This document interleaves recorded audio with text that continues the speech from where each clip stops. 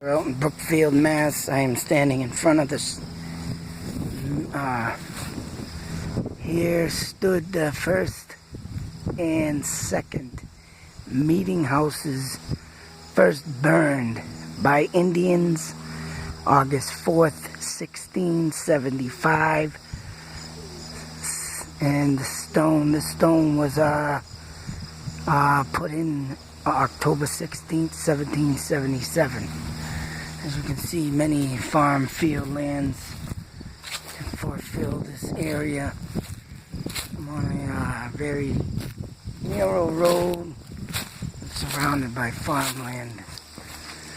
But due to this being one of the parts of the King Philip War and what I'm been going through lately, holy moly, I've been just visited a couple days ago by the red-tailed hawk.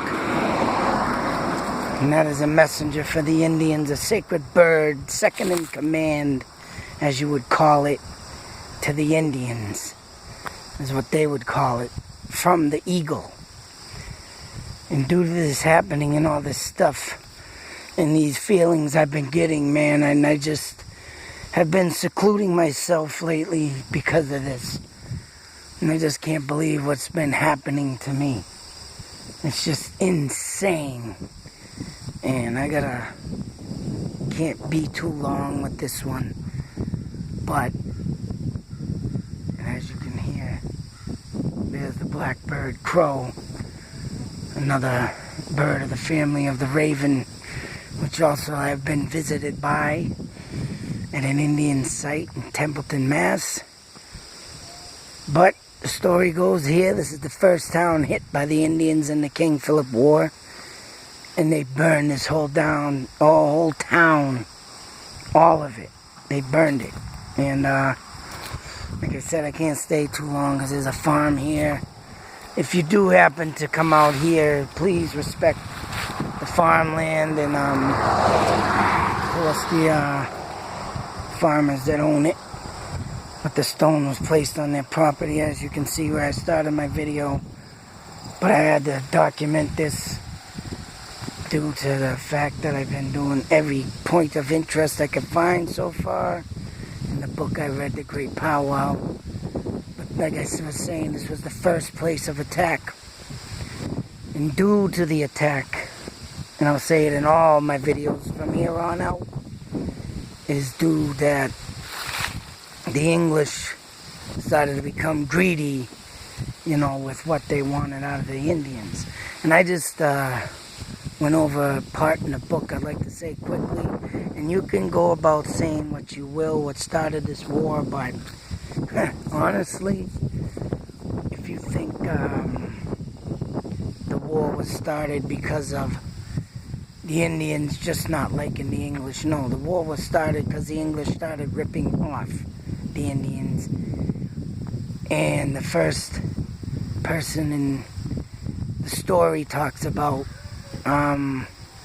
Simon Willard, who lived in the once Groton area, where I have a video up of the Fort Devens farmland, where he, at the base, the main gate where the Simon Willard did his house and everything. But there he,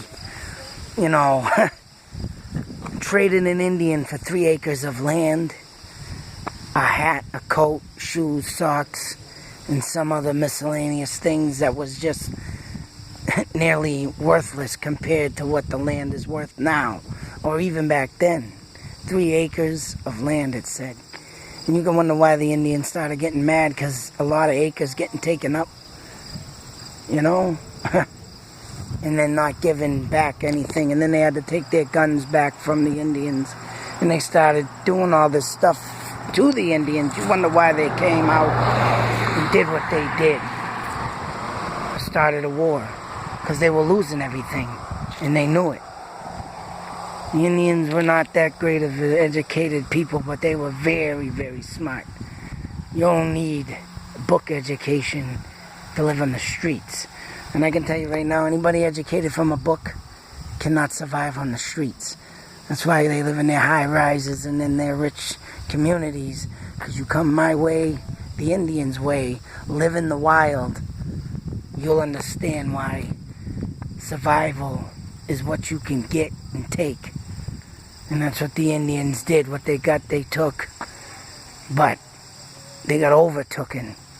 That's why this war broke out, and that's what the Muslims today, and I'll say this too in my videos, you know, they're coming in the country. You can't do this in front of us. You can't say this in front of us.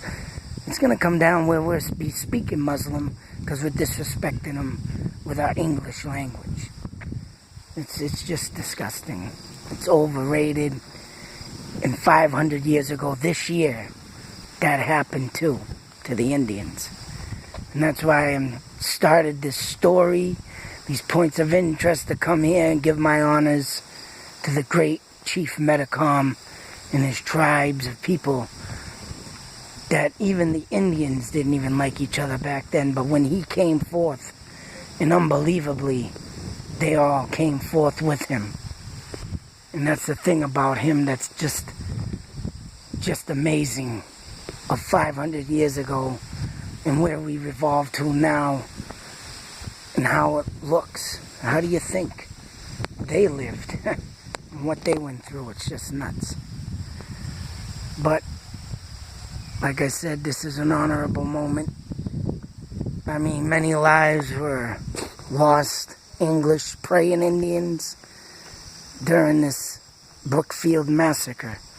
And they slayed a lot of people. I mean, and that's another thing that I started this, because everybody that reads the stories don't get the tale and the other side of the story of why this war happened and why many lives were lost.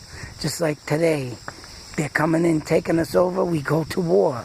They come in and kill us, they go to war. Back then, Indians were getting sent off to slavery. Not only the African Americans went off to slavery, so did the Indians, because of their color. So there you go. But I wonder why this war broke out. Indians are not savages. And I just want to make it clear that, due to the fact that, yeah, that's what it makes every time I read about them. That's what it sounds like. They're savages.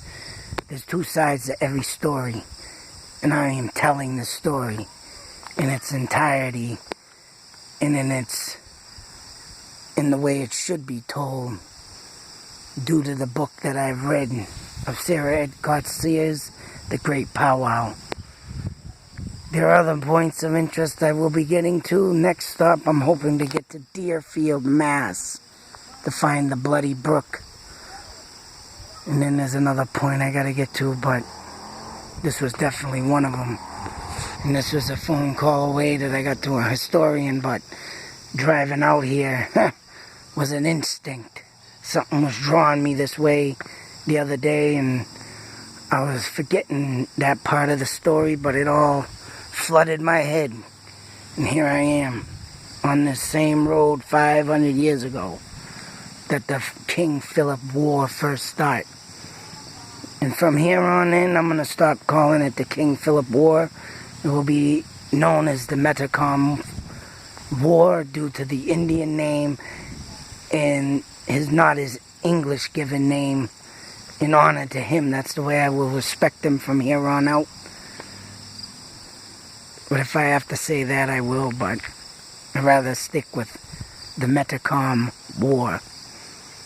But this is a big honor to stand on these stomping grounds, a victory for the Indians that should have never have happened. None of this should have never have happened. No lives should have been lost.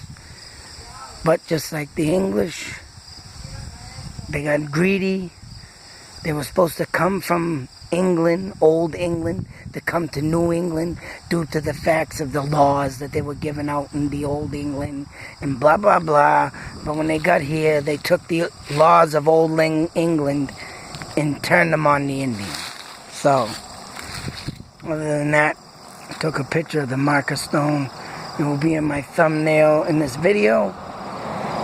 Till the next video, and a big, huge salute to the Indian nation, Chief Metacom, And I do give honor to the lost souls here in Brookfield, Mass.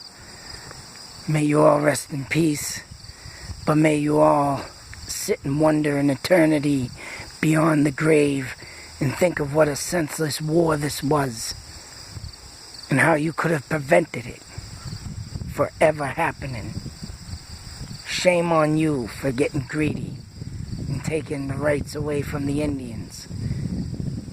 Shame on you. Till the next video, YouTube Nation out.